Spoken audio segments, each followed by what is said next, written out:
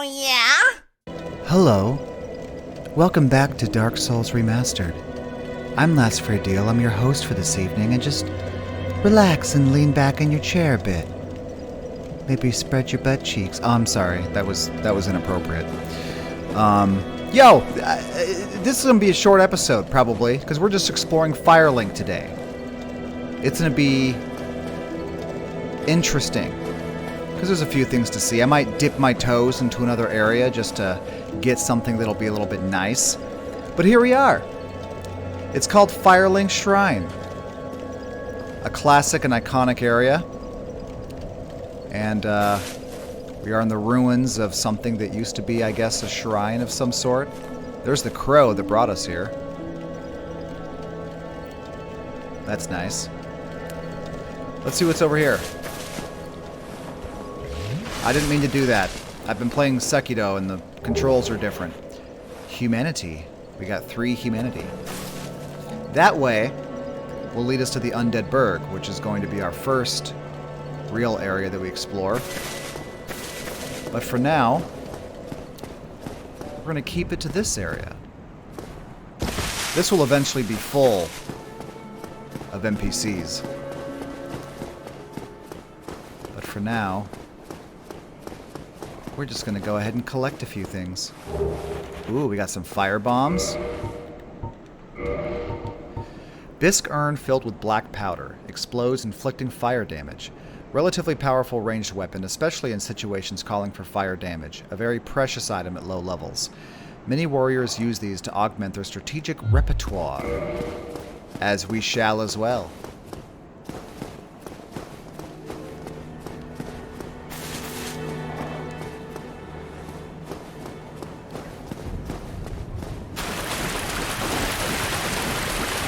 This will become a much more important area later. For now, we have a statue of a woman holding a baby. Quite possibly Lord Gwyn as a baby, but I'm not sure if that's the case. Anyway, there's an empty chest here, and it'll remain empty. I think what this is for is if you happen to accidentally lose something that is critical for completing the game, it'll appear here. I've never actually had anything appear there, but that's what I've been told it's there for. Got another soul of a lost undead? I can actually go say hi to this crow up here. What's up, bro? I'm gonna go get that item. It's mine.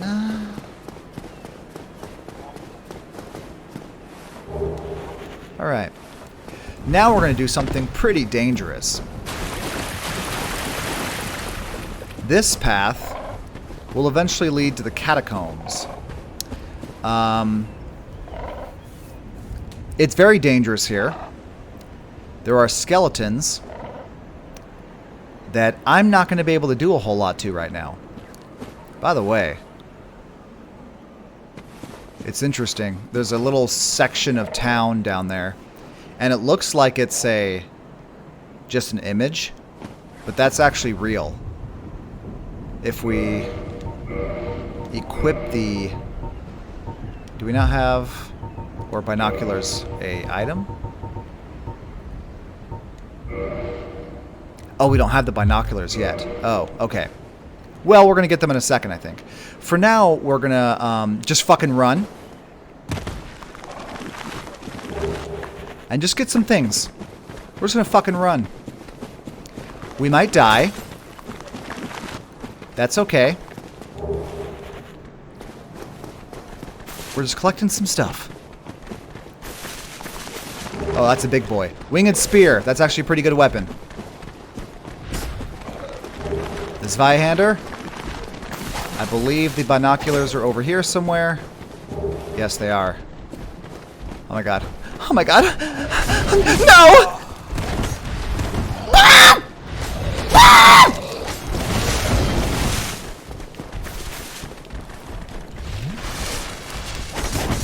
Bye, fuckers. Stupid fucking morons.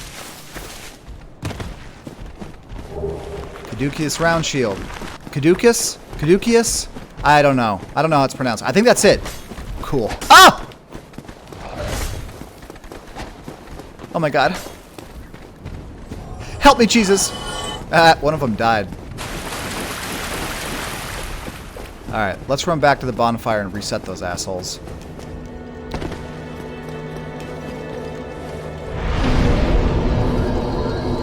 There we go. Now, let's have a look at these things. Binoculars. Made of brass, used to peer at distant scenery. This advanced device was built by a famous craftsman of Astora. Its utility is singular, but its applications many. The value of these specs depends greatly on the imagination of their owner. But like I said before, those buildings down there look like they are just an image. But they're not.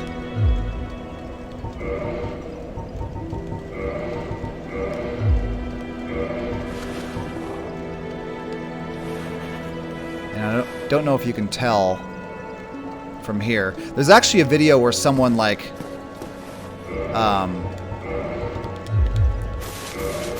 you know, hacks the game basically and can actually like take the camera and explore all the way down there.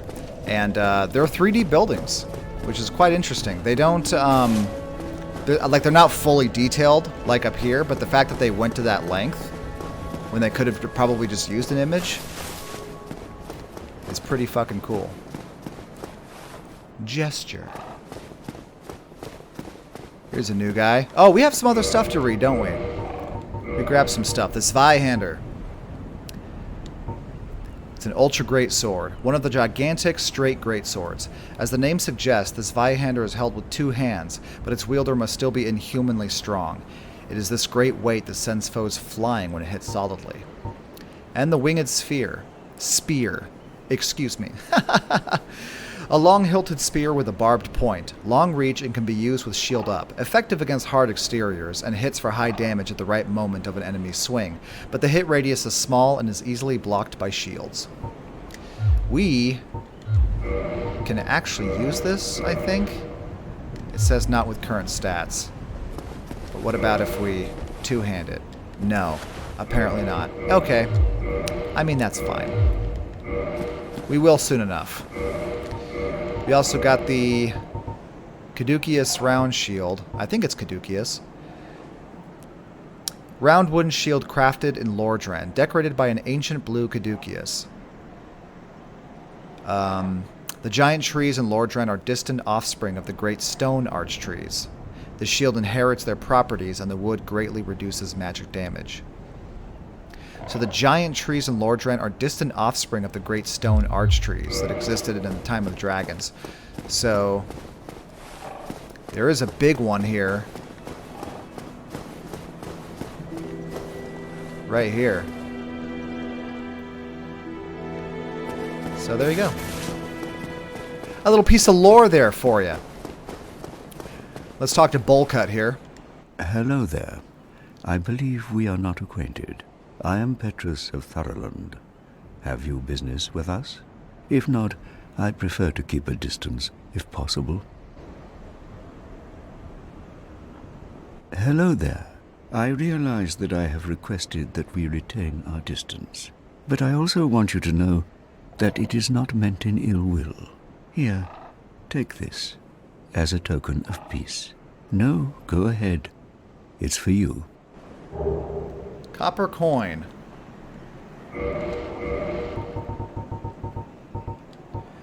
Coin made of copper. Its face shows Old Man Macloif, god of medicine and drink. Even coins of great value in the world of men have little value in Lordran, where the accepted currency is souls. Those who dream of returning to the outside world are fond of carrying these around. So, maybe he wants to get the hell out of here too. I don't blame you, bro. Oh my, you again. Oh, I know. How about this?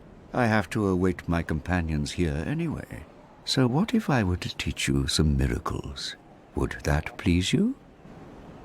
We're going to say yes, even though we're going to be doing a purely melee build. There's lots of lore to be found in the descriptions of magic, so... Very well. Then first, a covenant with the gods. Sure, why not?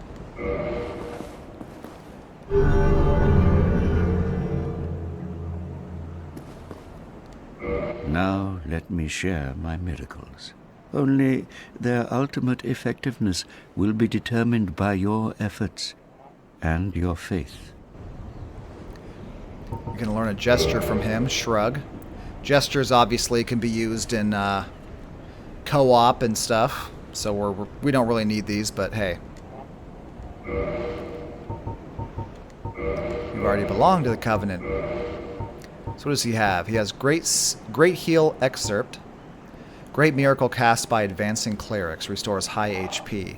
Great Heal Excerpt borrows from only several verses of Great Heal. As a result, it can only be cast a stark few times. We also have Homeward. Great Miracle cast by Advanced Clerics. Returns to last bonfire rested at. Would normally link to one's homeland. Only the Curse of the Undead has distorted its power, redirecting casters to a bonfire. Or perhaps for undead this serves as home. Force. Common miracle among cleric knights. Creates shockwave. This quickly acting miracle inflicts no damage, but propels foes back and defends against arrows. Cleric knights use this miracle when charging into enemy mobs. Seek guidance. Miracle of clerics on an undead mission. Display more guidance from other worlds. Guidance facilitates communication between undead, but their value varies greatly. A balance of faith and wisdom is required. Heal. Elementary miracle cast by clerics. Restores HP. To cast a miracle, the caster learns a tale of the gods and says a prayer to be blessed by its revelations. Heal is the shortest of such miraculous tales. Okay. What else you got? He's got a talisman. Medium for casting miracles of the gods. Standard talisman issued to common believers. Equip talisman to cast miracles. Attune miracles from a scroll at a bonfire. Most miracles have a limited number of uses. And a Thorolin talisman. Medium for casting miracles of the gods. This talisman is only granted to high-ranking Thorolin clerics. Has high miracle adjustment, which thanks to divine protection, is not dependent on faith. My companions are Milady and her young knights. She is young, but burdened by an undead mission. We are her defenses, to keep her from harm. An undead mission? Regrettably, I cannot share that with you. But you are my pupil. Perhaps if you show your faith. So right off the bat, this guy... I mean, you can probably tell from his bowl cut that he's evil. But, like... He just... Perhaps if you show your faith... And then scams me out of 400 fucking souls... To tell me about an undead mission. We're gonna do it... For the lore. But just so you know, like, it's just proof. Look at that big fucking smile on his face. Fucking asshole. Very well. I can surely tell you, of all people, undead clerics are given a mission to seek kindling. Kindling is the art of feeding bonfires with humanity. Through kindling, we shall one day be granted magnificent powers. So the woman he's protecting, who we only know currently as Milady, is on a mission for kindling for the bonfires. Very well. Undead kindle through... Alright. Come again. The effectiveness of the teachings depend upon your faith. And how sick your bowl cut is. Alright. The last bit of Firelink Shrine.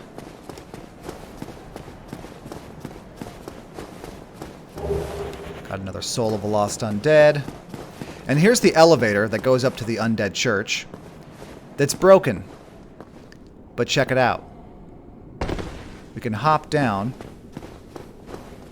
and find a little secret area with a bunch of chests.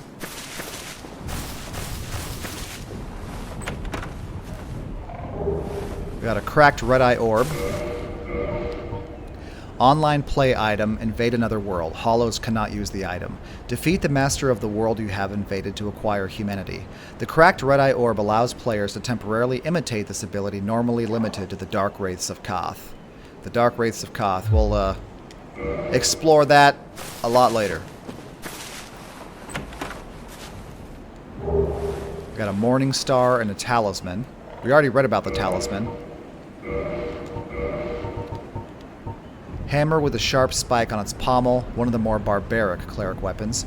Uniquely, this hammer inflicts thrust damage and causes bleeding. The Morning Star is held by the guy we just met, Petrus. So it's one of the more barbaric weapons.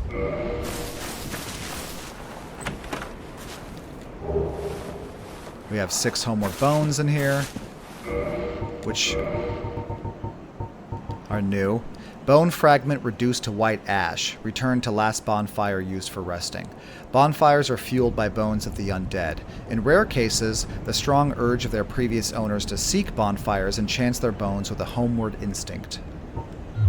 So I think those are the only 3 here. And then we got 1 more over here.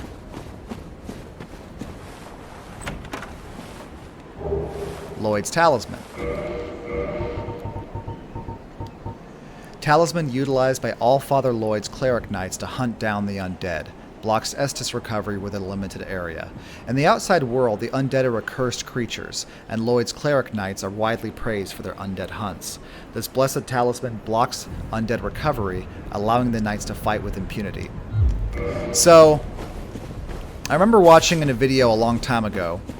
What's great about this game is that everything has intention, even the placement of things.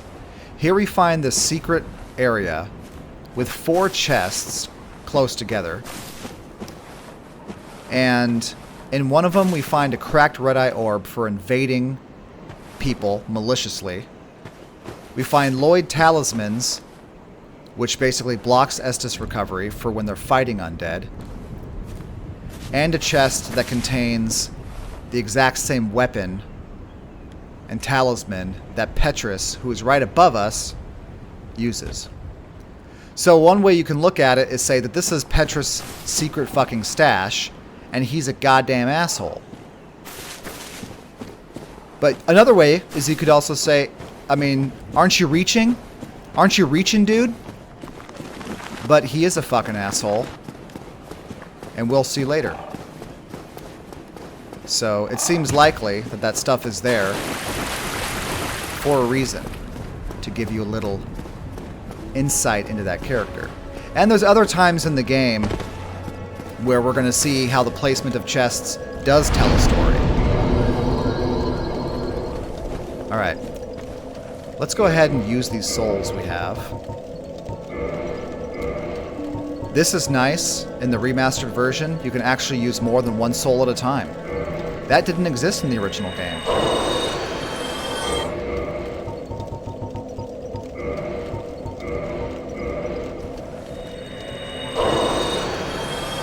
Alright. No! I wanted to level up.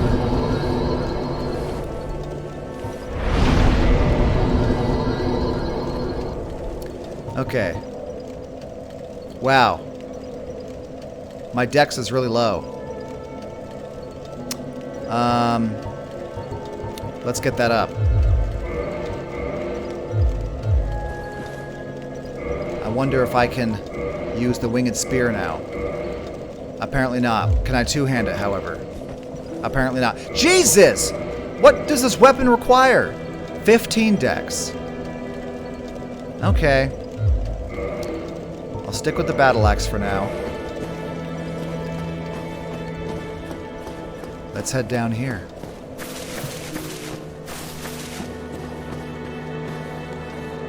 No response. She cannot speak. But she can reinforce our Estus flask, assuming we had a Firekeeper soul.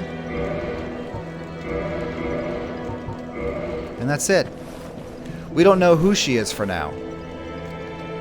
But she is the Firekeeper of this bonfire. And for some reason has been trapped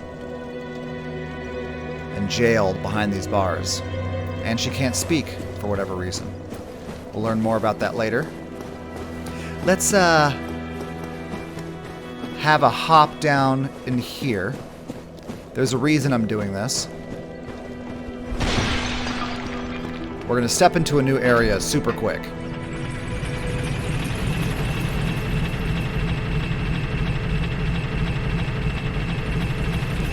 But believe me, I'm not going far. Because I would get my ass handed to me and my butt cheeks spread. Got another soul.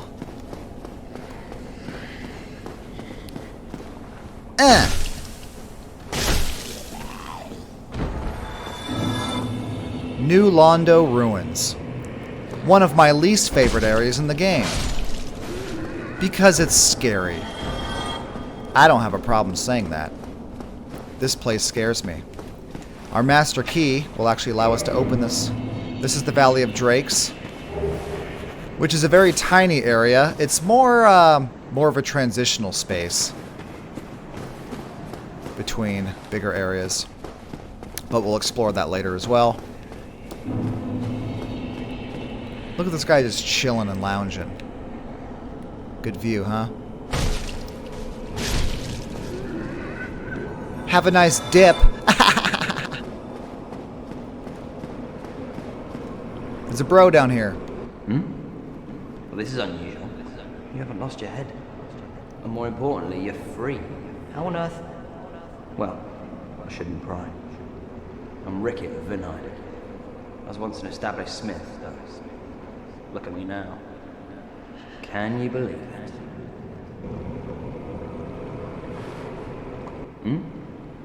What is it? Have you? Oh no. Don't worry. I've no intention of escape. It's safe here.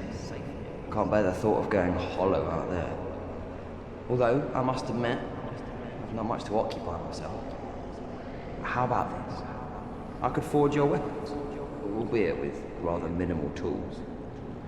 I'll show you what made me the best in Vinide.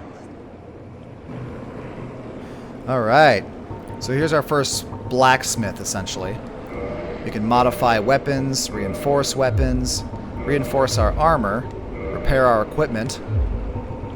What does he have to purchase? Some sorceries. Heavy soul arrow. Soul sorcery emphasizing power.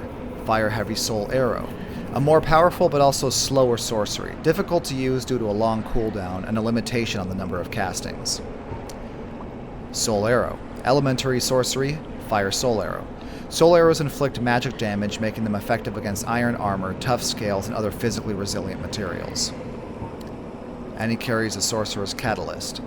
Sorcery catalyst used by sorcerers of Vinheim Dragon School. Equip catalyst to use sorceries, attuned. Yeah.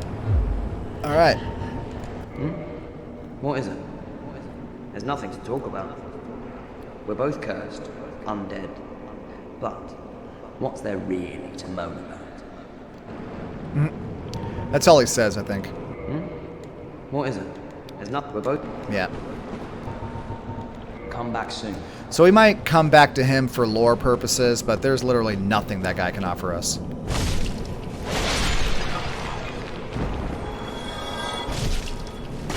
I'm just going to commit some senseless slaughter real quick. You know, just for some souls. Maybe I can get another level.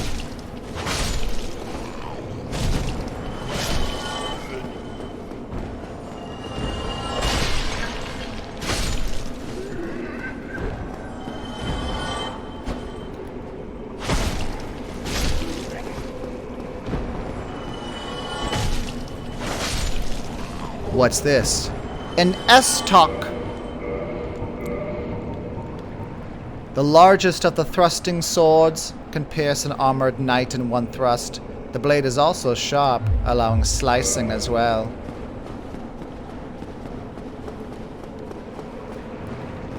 A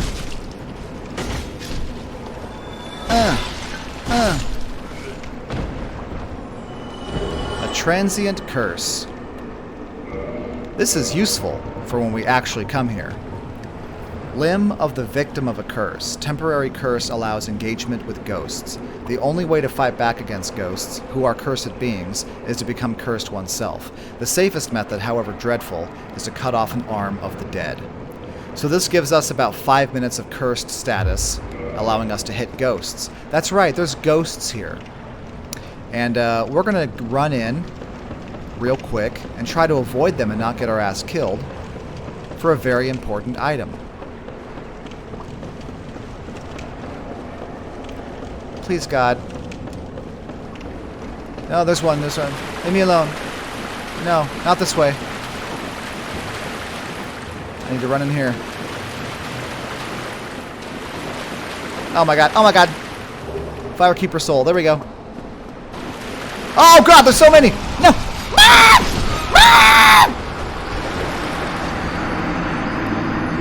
My first death. Aww. It's nice.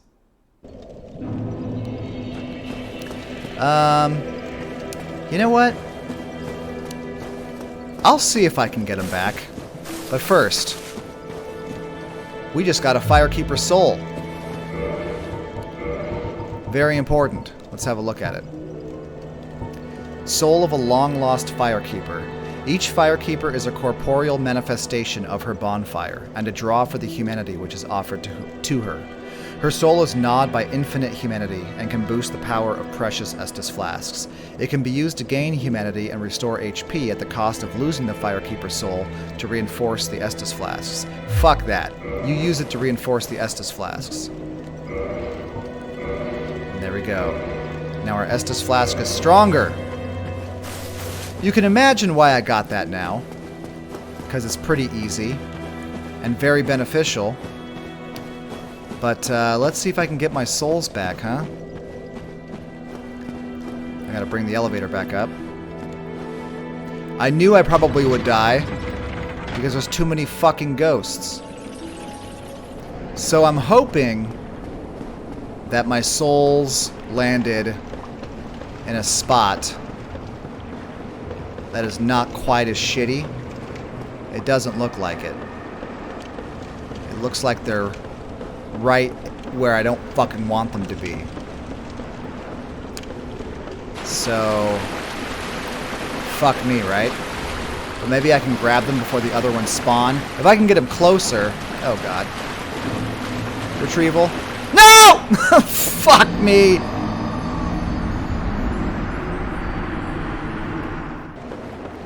Well, would you look at that? Strangely placed in an area much closer. I surely did not die here, but that's okay. I got my souls. Oh! I fucking hate them. I hate them. I hate the ghosts. They are the bane of my balls. Alright. Let's get the hell back up there. Okay. That was a little journey, but we got our stuff back. Now, how many decks? More decks. For some reason, I thought the Bandit had more decks than this. Oh well. It's fine. Okay. And I don't believe I have enough souls to gain another level. So that means we're good to start the Undead Burg. And we're going to do that next episode. So thank you very much for joining me. We just explored Firelink Shrine. We met a guy with a pretty sick bowl cut. We met some ghosts. That wasn't fun. But we got a Firekeeper soul, and we're already +1 on our Estus flask, which is sexual. So next time, we'll start the game, really start the game, and probably one of the best opening levels ever. And yeah, we'll see you next time. You stay safe out there and have a good night.